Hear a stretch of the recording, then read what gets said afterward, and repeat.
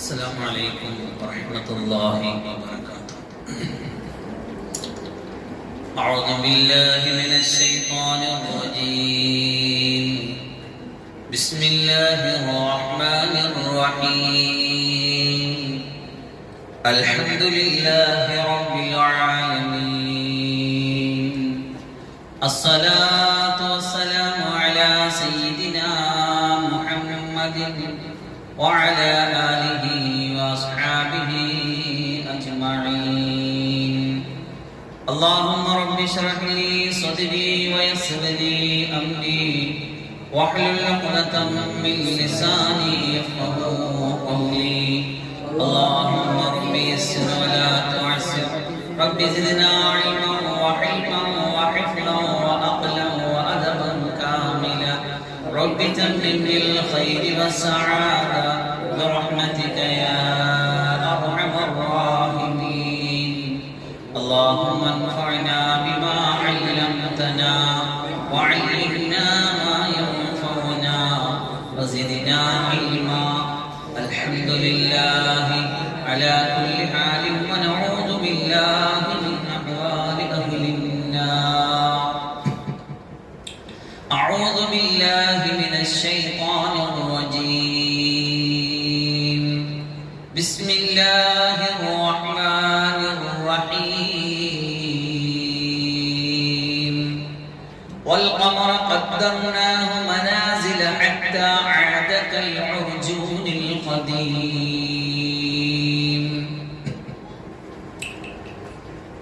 عن جرير بن عبد الله رضي الله عنه أنه قال: كنا جلوسا عند النبي صلى الله عليه وسلم إذ نظر إلى القمر ليلة البدر قال: إنكم سترون ربكم كما ترون هذا القمر لا تضامون في رؤيته، فإن استطعتم ألا تغلبوا على صلاة قبل طلوع الشمس وصلاة قبل غروب الشمس فافعلوا، أو كما قال سيدنا وسندنا رسول الله صلى الله عليه وسلم.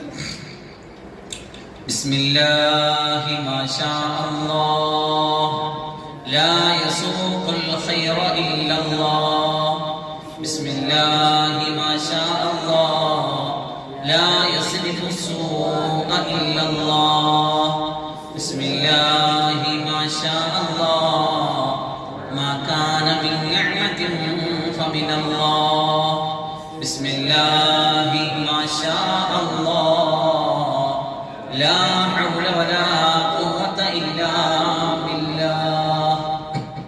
الله سبحانه وتعالى പരിശുദ്ധവും പരിപാവനവുമായ ഈ മജ്‌ലിസിൽ സലാത്തിൻ്റെയും ദുആയുടെയും ദിക്റിൻ്റെയും ഖുർആൻ പഠനത്തിൻ്റെയും ഖുർആൻ ഹിഫ്ള് പഠന ആരംഭത്തിൻ്റെയും ഹിദായത്തിൻ്റെയും ഒക്കെ ഈ ആത്മീയ മജ്‌ലിസിൽ നമ്മെ ഒരുമിച്ച് കൂട്ടി തന്നതുപോലെ നമ്മുടെ ഇരുത്തത്തെയും നമ്മൾ ഈ പറയുന്നതിനെയും കേൾക്കുന്നതിനെയും ഒക്കെ അള്ളാഹു നമ്മിൽ നിന്ന് സ്വീകരിക്കുകയും നാളെ പരലോകത്ത് നന്മയുടെ ഏടുകൾ മറിച്ചു നോക്കുമ്പോൾ അതിൽ രേഖപ്പെടുത്തപ്പെട്ട് കിടക്കുന്ന നന്മയായി അള്ളാഹു സുബ്ഹാനഹു നമ്മുടെ ഇരുത്തത്തെയും നമ്മുടെ ഈ മജ്‌ലിസിനെയും അള്ളാഹു കബൂലാക്കി തരുമാറാകണം. വിഷമങ്ങൾ വേദനകൾ പേറി മജ്‌ലിസിലേക്ക് വന്നവരുണ്ട്, ഖുർആൻ മജ്‌ലിസ് കേൾക്കാൻ വന്നവരുണ്ട്, സിക്ർ വന്നവരുണ്ട്, ഹബീബായ മുത്തായ തങ്ങൾ സല്ലല്ലാഹു അലൈഹി വസല്ലമയുടെ മേൽ സലാത്ത് സലാം ചെല്ലാൻ ആഗ്രഹിച്ചു വന്നവരുണ്ട്. ഏതായാലും നമ്മുടെ നിയ്യത്തുകൾ, നമ്മുടെ ആഗ്രഹങ്ങൾ, നമ്മുടെ പ്രശ്നങ്ങൾ, നമ്മുടെ വിഷമങ്ങൾ അല്ലാഹു ഈ മജ്‌ലിസിന്റെ ഹഖ് കൊണ്ട് ഏറ്റെടുക്കുകയും ഏതാണോ നമ്മൾ വന്ന ആഗ്രഹം, ഏതാണോ നമ്മൾ വന്ന ഉദ്ദേശം അല്ലാഹു ഈ മജ്‌ലിസിന്റെ ഹഖ് കൊണ്ട് ഇവിടെ പറയപ്പെടുന്ന മശായിഖുമാരുടെ മഅലൂമാത്തിന്റെ ഹഖ് കൊണ്ട് ജാഹ് കൊണ്ട് ബറക്കത്ത് കൊണ്ട് അല്ലാഹു എല്ലാം സബലീകരിച്ചു തരുമാറാകട്ടെ. പരിശുദ്ധമായ ഖുർആൻ സൂറത്ത് യാസീൻ നമ്മുടെ എല്ലാ പ്രശ്നങ്ങളുടെയും പരിഹാരമാണ് എന്ന ടൈറ്റിലിൽ നീണ്ട 12 ആഴ്ചകളിലായിട്ട് നമ്മൾ സൂറത്ത് യാസീനിനെ പഠന വിധേയമാക്കിക്കൊണ്ടിരിക്കുകയാണ്. അതിൽ 39ാമത്തെ ആയത്താണ് നമുക്കിന്ന് മനസ്സിലാക്കാനുള്ളത്, പഠന വിധേയമാക്കാനുള്ളത്. അല്ലാഹു സുബ്ഹാനഹു നമ്മുടെ ഈ മജ്‌ലിസിനെയും നമ്മുടെ ഈ പറച്ചിലിനെയും ഇരുത്തത്തെയും സ്വീകരിക്കുമാറാകട്ടെ.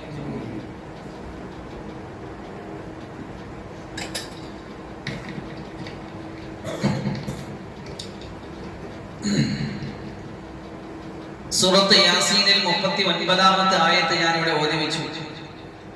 ബിസ്മില്ലാഹിർ റഹ്മാനിർ റഹീം വൽ ഖമറ ഖദ്ദർനാഹു മനാസില ഹത്താ ആദ കൽ ഉർജൂനിൽ ഖദീം. ചന്ദ്രന് വ്യത്യസ്തമായ മൻസിലകളെ, സ്ഥാനങ്ങളെ, ധർമ്മങ്ങളെ, നിഷ്ഠകളെ നാം നിശ്ചയിച്ചു കൊടുത്തിട്ടുണ്ട്.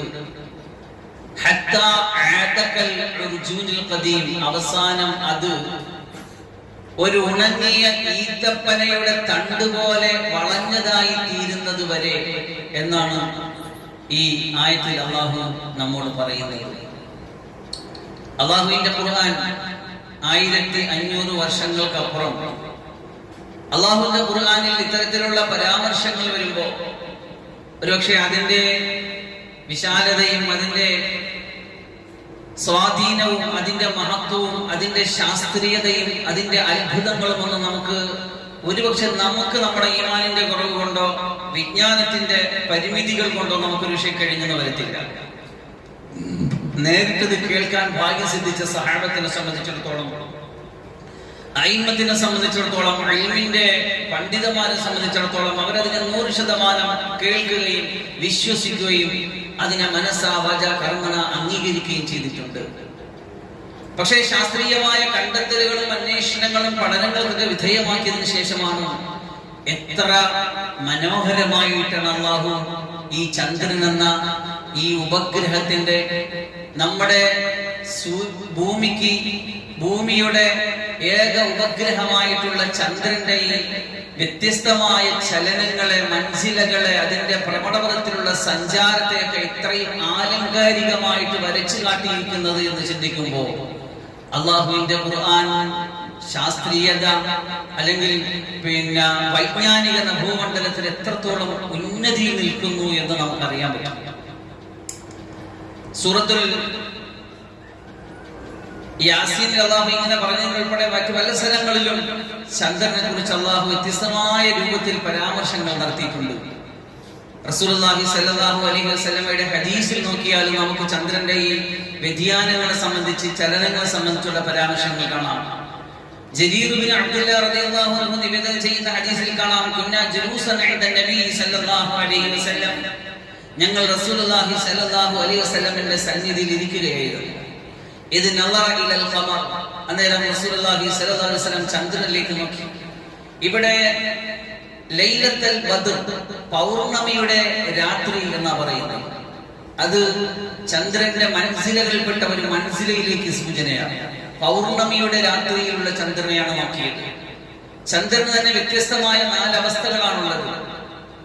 ബാലചന്ദ്രൻ, പൗർണമി, അമാവാസി, അങ്ങനെ വ്യത്യസ്തമായ 4ഓളം അവസ്ഥകൾ ചന്ദ്രനുണ്ടെങ്കിലും റസൂലുള്ളാഹി സ്വല്ലല്ലാഹു അലൈഹി വസല്ലം ഹദീസിൽ തങ്ങൾ തിരഞ്ഞെടുത്തത് പൗർണമി രാത്രിയിലെ ചന്ദ്രനെ നോക്കിയിട്ടാണ് റസൂലുള്ളാഹി സ്വല്ലല്ലാഹു അലൈഹി വസല്ലം പരിചയപ്പെടുത്തിയത്. ഖാൽ ഇന്നകും സതറൗന റബ്ബകും കമാ തറൗന ഹാദൽ ഖമർ, നിങ്ങൾ പൗർണമിയുടെ രാത്രിയിൽ, ഫുൾ മൂൺ, ചന്ദ്രനെ പൂർണ്ണമായ അതിന്റെ വൃത്താകൃതിയിൽ പ്രകാശിതമായിട്ട് നമുക്ക് ദൃശ്യമാകുന്ന ആ ഒരു പൗർണമിയുടെ രാത്രിയിൽ നിങ്ങൾ ചന്ദ്രനെ കാണും പോലെ നിങ്ങളെ നാഥനെ നേരിട്ട് കാണും. ഇന്നക്കും, തീർച്ചയായിട്ടും നിങ്ങൾ, സതറൗന റബ്ബക്കും, നിങ്ങളുടെ നാഥനെ നിങ്ങൾക്ക് കാണാൻ പറ്റും. കമാ തറൗന ഹാദൽ ഖമർ, ഈ ചന്ദ്രനെ കൃത്യമായിട്ട് നിങ്ങൾ കാണുന്നത് പോലെ.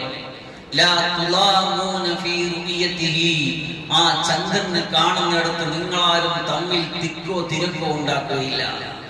നമുക്കറിയാം, ഈ പ്രപഞ്ചത്തിന്റെ ഏത് വശത്തിൽ നിൽക്കുന്ന ഒരാൾക്കും ചന്ദ്രൻ എന്ന പ്രതിഭാസത്തെ അതിന്റെ ഏറ്റവും കൃത്യമായ വൃത്താകൃതിയിൽ, അതിന്റെ മനോഹാരിതയിൽ തിക്കും തിരക്കും കൂട്ടാതെ ഏത് ലോകത്തു നിന്നും നമുക്ക് ആസ്വദിക്കാനാകും. അവിടെ തള്ളലിന്റെ, തിക്കലിന്റെ ആവശ്യമില്ല. എത്ര മനോഹരമായ, എത്ര സുന്ദരമായ ഉപമയാണ് റസൂൽ സല്ലല്ലാഹു അലൈഹി വസല്ലം അവിടെ നടത്തിയിരിക്കുന്നത്. അതുപോലെ നിങ്ങളെ റബ്ബിനെ കാണാൻ പറ്റും. തമ്മിൽ തള്ളണ്ട, തമ്മിൽ തിക്കും തിരക്കും കൂട്ടണ്ട. അത്ര സ്പഷ്ടമായി, സുദീർഘമായി നിങ്ങളുടെ റബ്ബിനെ നിങ്ങൾക്ക് കാണാൻ പറ്റും. എന്നിട്ട് എന്റെ കൂടെ ചേർത്ത് പറഞ്ഞത് കൂടി ഞാൻ വായിക്കാം.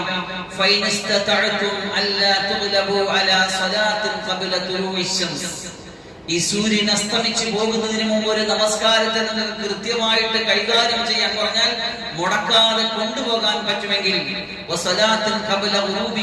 സൂര്യൻ അസ്തമിക്കുന്നതിന് മുമ്പും സൂര്യൻ ഉദിക്കുന്നതിന് മുമ്പും ഓരോ നിസ്കാരങ്ങളുണ്ട്.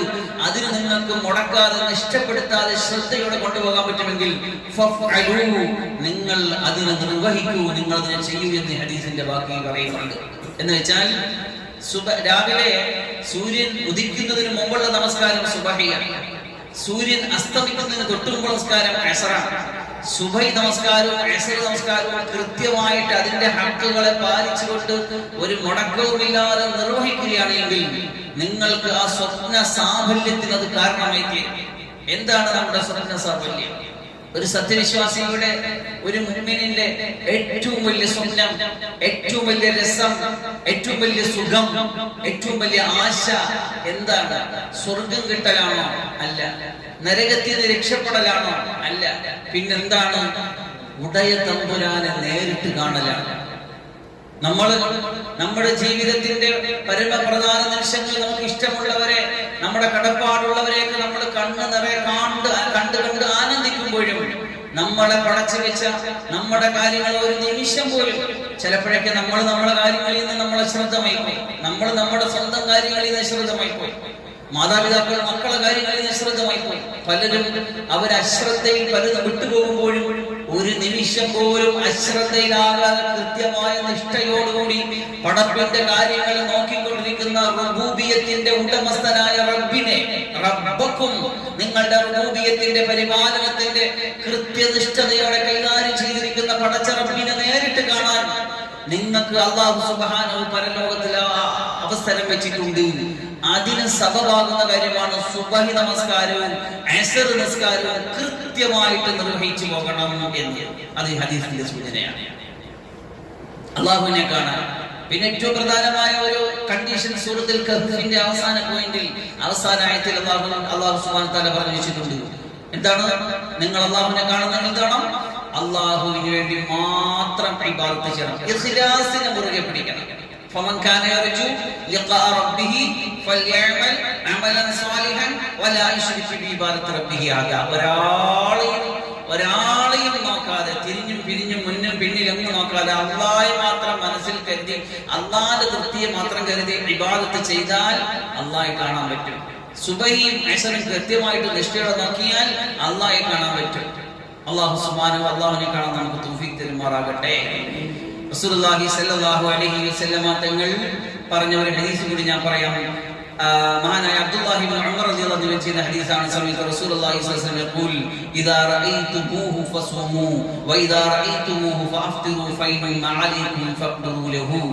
അത് റസൂലുള്ളാഹി സ്വല്ലല്ലാഹു അലൈഹി വസല്ലമയുടെ ഹദീസിന്റെ സൂചന ബാലചന്ദ്രനെ കുറിച്ചാണ്. ചന്ദ്രന്റെ ആദ്യത്തെ ന്യൂ മൂൺ എന്ന് പറയുന്ന പ്രതിഭാസം വന്ന് നിൽക്കുമ്പോഴാണ് നിങ്ങൾ അതിനെ കണ്ടെത്തിയിട്ട് വേണം നിങ്ങളുടെ ദീനിന്റെ ഇബാദത്തിന്റെ ഓരോ മാസാമാസങ്ങളിൽ നമ്മൾ ചെന്ന പരിശുദ്ധ ഇസ്ലാമിന്റെ ഹിജ്റ വർഷ കലണ്ടർ എന്ന് പറയുന്നത് ഓരോ മാസവും കണ്ടെത്തുന്ന ഹിലാലിനെ അടിസ്ഥാനമാക്കിയിട്ടുള്ളതാണ്. അല്ലാതെ ഒരു കണക്കിടലല്ല, വേറെ എന്തെങ്കിലും ഒരു മാപ്പിംഗ് സംവിധാനമല്ല. മറിച്ച് നിങ്ങൾ നിങ്ങളുടെ നഗ്ന നേത്രങ്ങളെ കൊണ്ട് പിറ കാണുകയാണെങ്കിൽ മാത്രം നിങ്ങൾക്കൊരു മാസം ഉദിക്കും. അതുമുതൽ കൃത്യമായിട്ട് അടുത്ത പിറ കാണുമ്പോൾ അവസാനിക്കും, അല്ലെങ്കിൽ 30 ദിവസമാകുമ്പോൾ അവസാനിക്കും. കണ്ടാൽ തുടങ്ങണം, കണ്ടാൽ നിർത്തണം. ഇനി നിങ്ങളുടെ മേൽ മേഘാവൃതമായിട്ട് കാണാൻ പറ്റാത്തൊരു പ്രകൃതി അന്തരീക്ഷമാണ് നിലവിലുള്ളതെങ്കിൽ നിങ്ങൾ മാസം പൂർത്തിയാക്കിയിട്ട് അടുത്ത മാസത്തിലേക്ക് കടക്കണം എന്ന് പറഞ്ഞാൽ, നമ്മൾ ഗ്രിഗോറിയൻ കലണ്ടറുകളിൽ ഓരോ മതങ്ങളുടെയും ആഘോഷങ്ങളെയും ആചാരങ്ങളെയും നിഷ്ഠയോടെ വരച്ചു വെക്കുമ്പോഴും അവിടെ നമ്മൾ എഴുതി വെക്കാറുണ്ട് മുസ്ലിം വിശേഷ ദിവസങ്ങളിൽ ഹിജ്റയുടെ ഓരോ മാസങ്ങളുടെയും കമരി, അതായത് ചന്ദ്രന്റെ ഉദയാസ്തമയത്തിനനുസരിച്ച് മാറ്റം വരും എന്ന് പറഞ്ഞാൽ പരിശുദ്ധ ഇസ്ലാമിന്റെ ആരാധനാ കർമ്മങ്ങളിൽ വളരെ അടിസ്ഥാനപരമായ ഒരു സംഗതിയാണ് ഹിജ്റ കലണ്ടർ. റമദാൻ വരുന്നത് എങ്ങനെയാണ്, ഹജ്ജ് വരുന്നത് അങ്ങനെയാണ്. ഓരോന്നും കൃത്യമായിട്ട് ചന്ദ്രന്റെ ഉദയ അസ്തമാനങ്ങളെ നോക്കിയിട്ടാണ് തീരുമാനിക്കുന്നത്. നമ്മൾ കഴിഞ്ഞ പ്രാവശ്യം സൂര്യനെ കുറിച്ച് സംസാരിച്ചപ്പോൾ നമ്മൾ പറഞ്ഞു, ഓരോ ദിവസം സൂര്യനെ അള്ളാഹു ഉദിപ്പിച്ചുകൊണ്ടാണ് 5 വഖ്ത് നിസ്കാരത്തിന്റെ സമയക്രമങ്ങളെ അള്ളാഹു നിശ്ചയിച്ചു തന്നത്. സൂര്യൻ ഉദിക്കാവുന്നതിന് മുമ്പ് വരുന്ന ഒരു സത്യപ്രഭാതം മുതൽ സുബഹി തുടങ്ങുകയും സൂര്യൻ ഉദിച്ചു വരുമ്പോൾ സുബഹി തീരുകയും സൂര്യൻ മധ്യത്ത് വരുമ്പോൾ ദുഹർ തുടങ്ങുകയും അത് ഒരു നിഴല് വരുമ്പോൾ ദുഹർ തീരുകയും അടുത്തത് തുടങ്ങുമ്പോൾ വീട് അസർ ഇരട്ടിയാകുമ്പോൾ അസർ തുടങ്ങും, അസ്തമിക്കുമ്പോൾ അസർ തീരും. അത് പാവുമ്പോഴുള്ള ചുമന്ന ചെമ്മാനം ഉണ്ടാകുമ്പോ പിന്നെ മാഞ്ഞു തീരുമ്പോ മഗ്‌രിബ് തീരും. പിന്നെ അടുത്ത പിന്നെ പൂർണ്ണമായിട്ട് അസ്തമിച്ചു തീർന്ന് രാത്രിയായിട്ട് ചെമ്മാനം മൊത്തം മാഞ്ഞു തീരുമ്പോൾ ഇശാ തുടങ്ങും. വീണ്ടും അടുത്ത സത്യപ്രഭാതം വരുമ്പോൾ സുബഹി തുടങ്ങും. അങ്ങനെ ഓരോ ദൈനംദിനമായ ഇബാദത്തിലെ നിസ്കാരത്തെ സൂര്യനെ സഞ്ചരിപ്പിച്ചുകൊണ്ട് അല്ലാഹു കൈകാര്യം ചെയ്യുമ്പോ മാസാമാസങ്ങളിൽ നമ്മുടെ പിന്നെ ഹിജ്റ നമ്മുടെ ഹിജ്റ കലണ്ടറിനെ അല്ലാഹു ചന്ദ്രനെ സഞ്ചരിപ്പിച്ചുകൊണ്ടാണ് കാറ്റ് എന്ന് പറഞ്ഞാൽ മുസ്ലിം വിശേഷ ദിവസങ്ങൾ പ്രകൃതിയുടെ പ്രതിഭാസങ്ങളുമായിട്ട് അല്ലാഹു കണക്ട് ചെയ്ത് വെച്ചിരിക്കുന്നു. ലൈവായിട്ട് അല്ലാഹു തീരുമാനിക്കും എപ്പോഴും നിങ്ങൾ സുബഹിസ്കരിക്കണം, എപ്പോഴും നിങ്ങൾക്ക് റമദാൻ വരണം, എപ്പോഴും നിങ്ങൾക്ക് ഹജ്ജ് തുടങ്ങണം എന്ന് അല്ലാഹു കൃത്യമായിട്ട് അതിനെ കൈകാര്യം ചെയ്തുകൊണ്ടേ പോവുകയാണ്. അല്ലാഹു മനസ്സിലാക്കാൻ തൗഫീഖ് തരട്ടെ. അപ്പൊ നമ്മൾ ചന്ദ്രനെ കുറിച്ചാണ് പഠിക്കാൻ ആഗ്രഹിക്കുന്നത്. അല്ലാഹു സുബ്ഹാനഹു വ തആല വിശുദ്ധമായ ഖുർആനിൽ ചന്ദ്രനെ കുറിച്ച് വിവിധ ഇടങ്ങളിൽ പറഞ്ഞിട്ടുണ്ട്. അത് പ്രധാനമായിട്ടും ചന്ദ്രനെ അല്ലാഹു പരിചയപ്പെടുത്തിയത് പ്രകാശത്തിന്റെ സ്രോതസ്സായിട്ട് പരിചയപ്പെടുത്തിയിട്ടുണ്ട്. സൂര്യനെയും ചന്ദ്രനെയും അല്ലാഹു പ്രകാശത്തിന്റെ സ്രോതസ്സായിട്ട് പറഞ്ഞെങ്കിലും രണ്ട് പദപ്രയോഗമാണ് അല്ലാഹു നടത്തിയത്. ഹുവല്ലദീ ജഅല അശ്-ശംസ ദിയാഅൻ വൽ ഖമറ നൂറാ വഖദ്ദറഹു മനാസില ലിതഅലമു അദദ അസ്-സിനീന വൽ ഹിസാബ്. അല്ലാഹു പറഞ്ഞത് സൂര്യനെ അല്ലാഹു സൃഷ്ടിച്ചിരിക്കുന്നത് ദിയാഅൻ പ്രോജ്വലിക്കുന്ന പ്രകാശം, ദീപം ആയിക്കൊണ്ടാണ്. അടുത്തടുത്ത് അല്ലാഹു ചന്ദ്രനെ കുറിച്ച് പറഞ്ഞത് വൽ ഖമറ നൂറൻ പ്രതിഫലിക്കുന്ന പ്രകാശം അഥവാ വെളിച്ചം ആയിക്കൊണ്ടാണ്. ഇത് രണ്ട് വ്യത്യാസമുണ്ട്. സൂര്യന് അതിന്റെ പ്രകാശം സ്വന്തമായിട്ടുള്ളതാണ്, ചന്ദ്രൻ അതിന്റെ പ്രകാശം മറ്റൊന്നിൽ നിന്നും പ്രതിഫലിക്കുന്നതാണ്. ഇത് രണ്ടിനെയും അല്ലാഹു സുബ്ഹാനഹു വ തആല പ്രകാശത്തിന്റെ സ്രോതസ്സായിട്ട് പരിചയപ്പെടുത്തിയിട്ടുണ്ട്. എന്നിട്ട് അല്ലാഹു പറഞ്ഞു വഖദ്ദറഹു മനാസില, ഈ ചന്ദ്രന് കൃത്യമായ മൻസിലകളെ, ഭ്രമണപഥത്തെ, വ്യതിയാനങ്ങളെ, അതിന്റെ രൂപഭാവ മാറ്റങ്ങളെ അല്ലാഹു നിശ്ചയിച്ചു കൊടുത്തിട്ടുണ്ട്. എന്തിന്? ലിതഅലമു അദദ അസ്-സിനീന വൽ ഹിസാബ്, വർഷത്തിന്റെ കണക്കുകളും മറ്റ് കണക്കുകളൊക്കെ നിങ്ങൾക്ക് കണക്കാക്കാൻ വേണ്ടിയിട്ട്, നിങ്ങൾക്ക് തിരിച്ചറിയാൻ വേണ്ടിയിട്ട്. അപ്പൊ നിങ്ങളുടെ കണക്ക് കൂട്ടലുകളെല്ലാം വരുന്നത് ഈ ചന്ദ്രവർഷ കലണ്ടറിനനുസരിച്ചാണ്. അതിനും കൂടിയാണ് അല്ലാഹു ചന്ദ്രനെ ഈ വ്യത്യസ്തമായ രൂപഭേദ മാറ്റങ്ങളിൽ മൻസിലകൾ നിശ്ചയിച്ചു കൊടുത്തുകൊണ്ട് പോയിക്കൊണ്ടിരിക്കുന്നത്.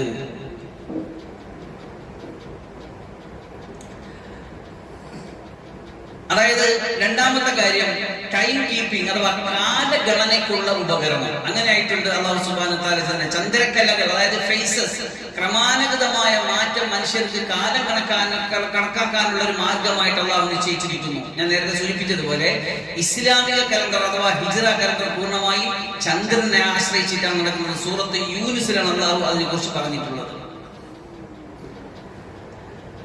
മൻസിലകൾ എന്ന് പറഞ്ഞു സൂര്യൻ ചന്ദ്രൻ അല്ലാഹു സുബ്ഹാനഹു വ തആല വ്യത്യസ്തമായ മൻസിലകൾ സ്ഥാപിച്ചു കൊടുത്തിട്ടുണ്ട്. ആകാശത്തിലൂടെ സഞ്ചരിക്കുമ്പോ അതിന് കൃത്യമായ മൻസിലകളിലൂടെയാണ് ഈ സൂര്യൻ സഞ്ചരിച്ചുകൊണ്ടിരിക്കുന്നത്.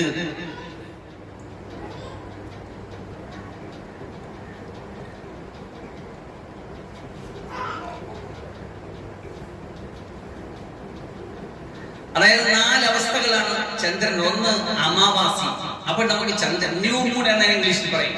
ചന്ദ്രൻ നമുക്ക് പൂർണ്ണമായിട്ട് കാണാൻ പറ്റൂല. ചന്ദ്രൻ സൂര്യനും ഭൂമിക്ക് ഇടയിലായിരിക്കുമ്പോ സൂര്യനിൽ നിന്ന് അടിക്കുന്ന പ്രതിബിംബമാണല്ലോ നമുക്ക് ചന്ദ്രനിലൂടെ കാണാൻ പറ്റുന്നത്. അപ്പൊ സൂര്യന്റെയും ഭൂമിയുടെയും ചന്ദ്രൻ വരുമ്പോൾ ചന്ദ്രനിൽ തീർത്തും പ്രകാശം ഉണ്ടാകില്ല, ചന്ദ്രൻ നമുക്ക് കാണാൻ പറ്റുകയില്ല, ചന്ദ്രൻ ഇൻവിസിബിൾ ആയിരിക്കും. അപ്പോ ആ അവസ്ഥയ്ക്കാണ് അമാവാസി എന്ന് പറയുന്നത്. ഇതൊരു മനസ്സിലെയാണ്. അടുത്തത് വൃദ്ധി എന്ന് പറയും, വാക്സിൻ. അമാവാസിക്ക് ശേഷം ചന്ദ്രൻ വലുതാകുന്ന സമയം, അതായത് 1 മുതൽ 14 വരെയുള്ള സമയത്തിനിടയിൽ ചന്ദ്രന് വലിപ്പ വ്യത്യാസം ഉണ്ടാകും. അടുത്തത് പൗർണമി അഥവാ ഫുൾ മൂൺ. നേരത്തെ പറഞ്ഞ റസൂൽ സല്ലല്ലാഹു അലൈഹി വസല്ലം തങ്ങൾ ആ ഹദീസിൽ വിശദീകരിച്ച പൗർണമിയുടെ രാത്രി നിങ്ങൾ ചന്ദ്രനെ കാണും പോലെ അല്ലാഹുവിനെ കാണുമെന്ന് പറഞ്ഞ അവസ്ഥ ഫുൾ മൂൺ. അപ്പൊ ചന്ദ്രൻ പൂർണ്ണമായിട്ട് പ്രകാശിക്കുന്നു. ഭൂമി നടുവിലായിരിക്കും, ചന്ദ്രൻ അപ്പുറത്തായിരിക്കും. ഭൂമിയുടെ അപ്പുറത്ത് സൂര്യനും ഭൂമിയുടെ ഇപ്പുറത്ത് ചന്ദ്രൻ നിൽക്കും. അപ്പൊ സൂര്യന്റെ പ്രകാശം പൂർണ്ണമായിട്ട് ചന്ദ്രനടിക്കും. ചന്ദ്രൻ പൂർണ്ണ വൃത്താകൃതിയിൽ നമുക്ക് ദൃശ്യമാകും. അതിനാണ് ഫുൾ മൂൺ എന്ന് പറയുന്നത്. അടുത്ത 4ാമത്തെ അവസ്ഥ ക്ഷയം എന്ന് പറയും. കൃഷ്ണപക്ഷം എന്നതിനെ മലയാളീകരിക്കാം വാണിംഗ്. പൗർണമിക്ക് ശേഷം ചന്ദ്രൻ ചെറുതാകുന്ന സമയം, പൗർണമി കഴിഞ്ഞ് വീണ്ടും ചന്ദ്രൻ ചെറുതായിക്കൊണ്ടിരിക്കും. ഈ 4 അവസ്ഥകളെ അള്ളാഹു നിശ്ചയിച്ചു കൊടുത്തിരിക്കുന്നത് വർഷത്തിന്റെ കണക്കുകളും മറ്റ് കണക്കുകൂട്ടലുകളും നിങ്ങൾക്ക് നടപ്പിലാക്കാൻ വേണ്ടിയിട്ടാണ്. അമാവാസിക്ക് കറുത്തവാവ് എന്ന് വിളിക്കലുണ്ട്. കറുത്തവാവ് പൂർണ്ണ പൗർണമി ആകുമ്പോൾ, ഫുൾ മൂൺ ആകുമ്പോൾ അതിനെ വെളുത്തവാവ് എന്ന് വിളിക്കലുണ്ട്. അതായത് സൂര്യപ്രകാശം ചന്ദ്രന്റെ ഉപരിതലത്തിൽ പൂർണ്ണമായിട്ട് വഹിക്കുന്നു. ആ പ്രകാശിക്കുന്ന ഭാഗം മുഴുവനായിട്ട് ഭൂമിക്ക് അഭിമുഖമായിട്ട് വരും. 4ാമത്തെ അവസ്ഥ വൃദ്ധി അഥവാ ക്ഷയം എന്ന് പറയും. ചന്ദ്രന്റെ വലുപ്പം കൂടുന്നതിന് കുറഞ്ഞതിനെ സൂചിപ്പിക്കുന്ന വാക്കുകളാണ് വൃദ്ധിയും അതുപോലെ തന്നെ ക്ഷയവും.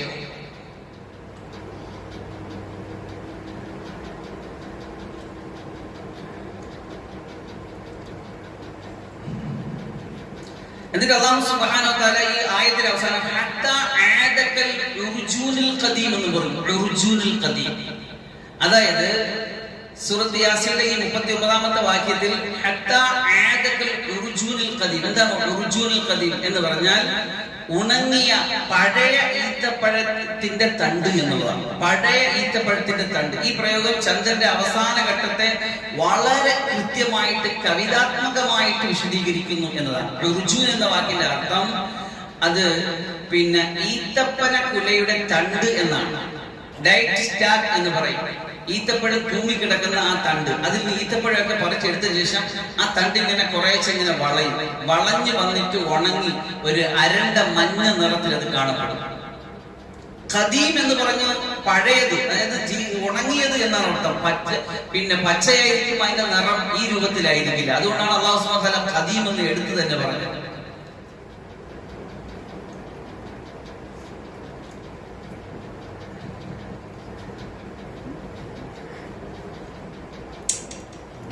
ശാസ്ത്രീയമായ സൂചന അതിൽ വരുന്നത് ചന്ദ്രൻ ഒരു മാസത്തിൽ 27.3 ദിവസം കൊണ്ട് ഭൂമിയെ ചുറ്റുന്നു. ഈ പരിക്രമത്തിനിടയിൽ അത് കൃത്യമായ ഘട്ടങ്ങളിലൂടെ കടന്നു പോകുന്നു. മനാസില എന്ന് അല്ലാഹു ഖുർആനിൽ പറഞ്ഞല്ലോ, മൻസിലകൾ, ഈ കൃത്യമായ ഘട്ടം. അപ്പൊ ഇതിങ്ങനെ ഓരോ മാസവും ഇങ്ങനെ 27.3 ദിവസം കൊണ്ട് ഇതിങ്ങനെ സ്വയം പരിക്രമം ചെയ്യുന്നു, സ്വയം അത് ചുറ്റുന്നു. അതോടൊപ്പം തന്നെ സൂര്യനെ ഭൂമിയെ ചുറ്റുകയും ചെയ്യുന്നു.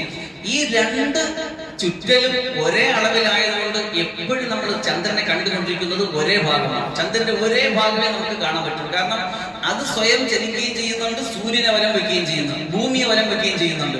ഇത് രണ്ടും ഒരേ സ്പീഡിനായതുകൊണ്ട് തന്നെ എപ്പോഴും ഭൂമിയിൽ നമുക്ക് ദൃശ്യമാകുക ചന്ദ്രന്റെ ഒരു ഭാഗമായി. അടുത്തതായി അല്ലാഹു സുബ്ഹാനഹു വ തആല ചന്ദ്രനെ കുറിച്ച് മറ്റൊരു സ്ഥലത്ത് എടുത്തു പറഞ്ഞിട്ടുണ്ട്. ഇഖ്തറബത്തിസ് സാഅതു വൻശഖൽ ഖമർ. ഇഖ്തറബത്തിസ് സാഅതു, ഖിയാമത്ത് നാൾ അടുത്തു വന്നു.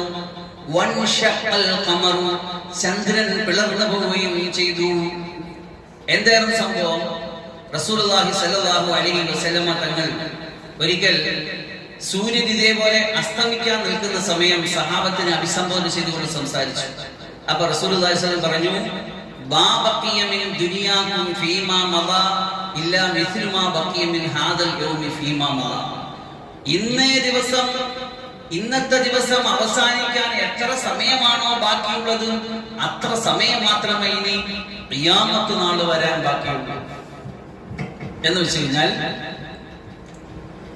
ഖിയാമത്ത് നാളിന് ഇനി കുറഞ്ഞ സമയമേ ഉള്ളൂ. തുച്ഛമായ സമയം കൂടിയാകുമ്പോൾ ഖിയാമത്ത് നാളെന്ന് റസൂൽ സല്ലല്ലാഹു അലൈഹി വസല്ലം തങ്ങളുടെ അവതരണം തന്നെ, റസൂൽ തങ്ങളുടെ നിയോഗം തന്നെ ഖിയാമത്ത് നാളിന്റെ പ്രധാനപ്പെട്ട ഒരു അടയാളമാണ്. തങ്ങൾ വന്നു കഴിഞ്ഞാൽ പിന്നെ ഖിയാമത്ത് എത്തി എന്നതാണ്. അപ്പൊ അതും കഴിഞ്ഞ് 1500 വർഷങ്ങൾക്ക് ഇപ്പുറം നമ്മളിപ്പോ നിൽക്കുന്നത്. അപ്പൊ നമ്മളുമായിട്ട് ഖിയാമത്ത് അത്രത്തോളം അടുത്താണ്. അതാണ് സൂറത്തുൽ ഖമറിൽ അല്ലാഹു പറയുന്നത്, ഇഖ്തറബത്തിസ് സാഅതു, ഖിയാമത്ത് അടുത്തു വന്നു, വളരെ അടുത്തു വന്നു. വൻശഖൽ ഖമർ, ചന്ദ്രൻ പിളർക്കുകയും ചെയ്തു.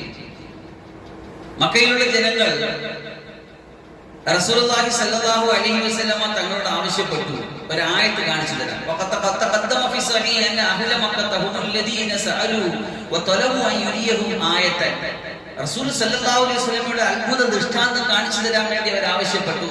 റസൂൽ സല്ലല്ലാഹു അലൈഹി വസല്ലമ തങ്ങൾ അവർക്ക് കാണിച്ചു കൊടുത്ത ദൃഷ്ടാന്തമാണ് ചന്ദ്രനെ രണ്ടായിട്ട് പിളർത്തി കാണിച്ചു. فأراهم انشقاق القمر فلقتين كما في حديث ابن مسعود رضي الله عنه. ഇബ്നു മസ്ഊദ് റളിയല്ലാഹു അൻഹു പോലുള്ള പ്രബലമായ ഹദീസിന്റെ പണ്ഡിതന്മാരെല്ലാം പിന്നെ റിപ്പോർട്ടർമാരെല്ലാം ഈ ഹദീസിനെ റിപ്പോർട്ട് ചെയ്തിട്ടുണ്ട്. ചന്ദ്രനെ രണ്ടായിട്ട് പിളർത്തി കാണിച്ചു.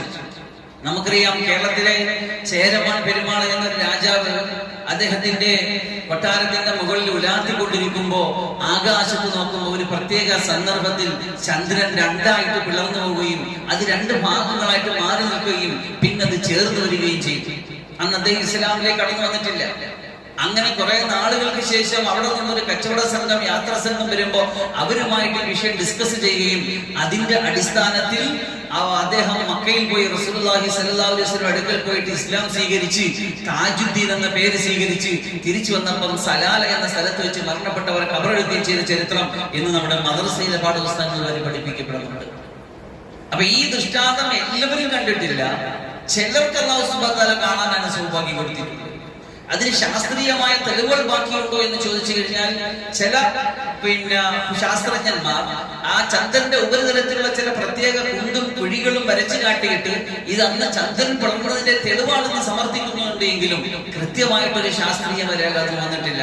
നമ്മെ സംബന്ധിച്ചിടത്തോളം ശാസ്ത്രം തെളിയിച്ചേ പറ്റുമോ വിശ്വസിക്കാൻ എന്ന കണ്ടീഷൻ നമുക്കില്ല. അള്ളാഹു പറഞ്ഞാൽ, അല്ലാഹുവിന്റെ റസൂൽ പറഞ്ഞാൽ, തഫ്സീറിന്റെ ഗ്രന്ഥങ്ങളിൽ നമുക്ക് പഠിക്കാൻ പറ്റിയാൽ നമ്മളത് വിശ്വസിക്കുകയാണ്.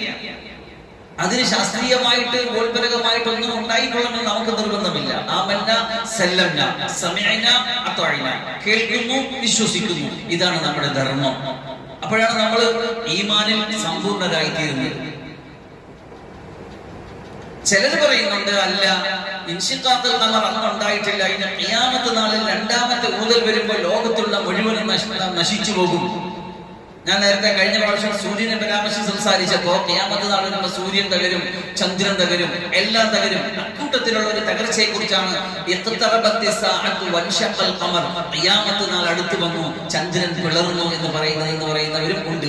പ്രബലമായ പറയാൻ ഇമാം ഖുർതുബി റളിയല്ലാഹു അൻഹു തങ്ങളുടെ തഫ്സീർ പറയാണ്, ഖുൽതു വഖദ് തബത ബിനഖ്ലിൽ അഹാദിൽ ഉദൂൽ, നീതിമാന്മാരും കൃത്യനിഷ്ഠയുള്ള പണ്ഡിതന്മാരുടെ ഹദീസുകളുടെ അടിസ്ഥാനത്തിൽ ഞാൻ ഉറപ്പിച്ചു പറയുന്നത് അന്നൽ ഖമറ ഇൻഷഖ ബിമക്ക, മക്കയിൽ വെച്ച് ഈ ചന്ദ്രനെ പ്രത്യേക സംഭവം ഉണ്ടായിട്ടുണ്ട് എന്ന് തന്നെയാണ്. നമ്മളത് വിശ്വസിക്കുകയും ചെയ്യും. അല്ലാഹു സുബ്ഹാനഹു വ തആല കാര്യങ്ങൾ കൂടുതൽ അറിയാനും മനസ്സിലാക്കാൻ തൗഫീഖ് തരട്ടെ. ഇൻഷാ അല്ലാഹ് ഇതിന്റെ സമഗ്രമായ വിഷയങ്ങൾ ബാക്കി ഇൻഷാ അല്ലാഹ് അടുത്ത ഭാഗത്തിൽ അടുത്ത ആഴ്ച പഠിക്കാൻ കുറേയേറെ കാര്യങ്ങൾ നമുക്ക് ചെയ്തു തീർക്കാനുണ്ട്. നമ്മുടെ ടൈം ഷെഡ്യൂൾ അനുസരിച്ച് അതിന്റെ അവസാന പോയിന്റിലേക്ക് സമയത്ത് നിൽക്കുന്നു. അല്ലാഹു സുബ്ഹാനഹു കാര്യങ്ങൾ കൂടുതൽ അറിയാനും പഠിക്കാനും മനസ്സിലാക്കാനും വിശിഷ്യ അല്ലാഹുവിന്റെ ഖുർആനിൽ പ്രത്യേകിച്ച് നമ്മൾ എല്ലാ ദിവസവും നമ്മൾ പാരായണം ചെയ്യുന്ന സൂറത്ത് യാസീനിലാണ് ഇത്തരത്തിലുള്ള അത്ഭുതങ്ങളെ പരാമർശിച്ചു പോയത്. കുഞ്ഞുനാൾ മുതലേ ഉപ്പയും ഉമ്മയും ഉപ്പാപ്പയൊക്കെ നമ്മളെ പഠിപ്പിച്ച യാസീൻ നമ്മൾ ഇങ്ങനെ ഓതി പോവുകയാണ്. ഇതിൽ ഇത്രയും വലിയ അത്ഭുതങ്ങളെ അള്ളാഹു ഒളിപ്പിച്ചു വെച്ചിരുന്നു എന്ന് ചിന്തിക്കുമ്പോ നമ്മൾ ഇത്രയും നാൾ ഇത് അറിഞ്ഞില്ലല്ലോ, അറിയാതെയാണല്ലോ ഒരു സയന്റിഫിക് നോവൽ അല്ലെങ്കിൽ ഒരു സയന്റിഫിക് ആയിട്ടുള്ള ഒരു ശാസ്ത്രീയമായിട്ടുള്ള ഒരു ശാസ്ത്രീയ പുസ്തകമാണ് എല്ലാ ദിവസവും നമ്മൾ പാരായണം ചെയ്തതെന്നൊരു ഗൗരവം നമുക്കുണ്ടായില്ല. നമ്മളെന്തോ പുണ്യം നേടാനുള്ള സാധനം ഒതുകയായിരുന്നു എന്നാ മനസ്സിലാക്കിയത്. അല്ല, ലോകത്ത് ഒരു ശാസ്ത്രജ്ഞനും തിരുത്താനോ കുറിക്കാനോ പറ്റാത്തരത്തിലുള്ള അത്ഭുതങ്ങളെ, ദൃഷ്ടാന്തങ്ങളെയാണ് നമ്മൾ ഓരോ ദിവസവും പാരായണം ചെയ്ത് വിട്ടത്. അത് നമ്മൾ അറിയുകയും പഠിക്കുകയും ചെയ്തത് ഇപ്പോ സൂറത്ത് യാസീനിന്റെ ആഴങ്ങളിലേക്ക് ഇറങ്ങി ചെന്നപ്പോഴാണ്. അല്ലാഹു സുബ്ഹാനഹു വ തആല കൂടുതൽ അറിയാനും പറയാനും പഠിക്കാനും മനസ്സിലാക്കാനും വലിയ തൗഫീഖായിട്ട് എന്ന് പ്രാർത്ഥിച്ചിരിക്കുന്നു. വാഹിർ ദഅവാനാ അൽഹംദുലില്ലാഹി റബ്ബിൽ ആലമീൻ.